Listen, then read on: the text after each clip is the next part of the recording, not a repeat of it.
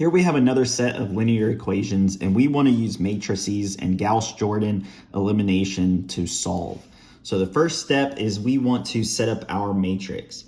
So you can see here we have -2, 1, and -3 for our first row, which is generated from our first linear equation. And we have 1, -4, -2 for our second row, which is generated by our second linear equation. So the second step is we want to use elementary row operations to solve. So the first operation that we'll use is we're going to swap row 1 with row 2. And that is so we can get this 1 in the top left-hand corner to start our solving process.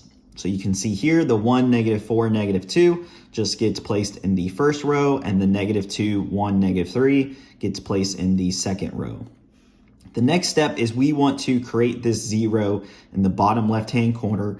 And so what we're going to do is we're going to modify row 2 by taking the initial row 2 and then adding it by a multiple of the first row.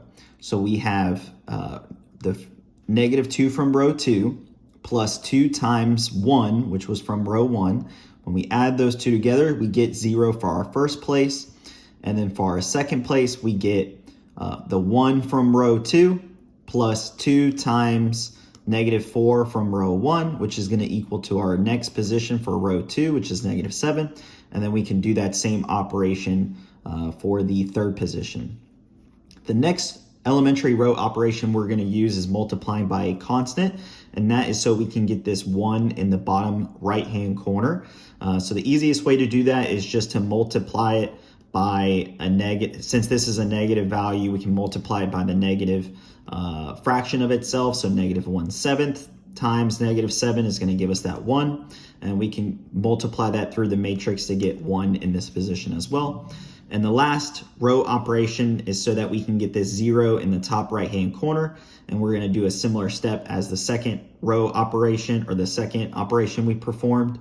So we're going to modify row 1 by doing row 1 plus 4 multiplied by row 1, which is going to be equal to our next row 1, or our new row 1. And so you can see here we have -4, which is from our row 1, plus 4 times 1, which is from our row 2.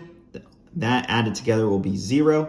So that's going to go here. Then we can do that for the next one to get 2. And so you can see here, after we have it in the 1, 0, 0, 1 form, we get our x is equal to 2 and our y equal to 1.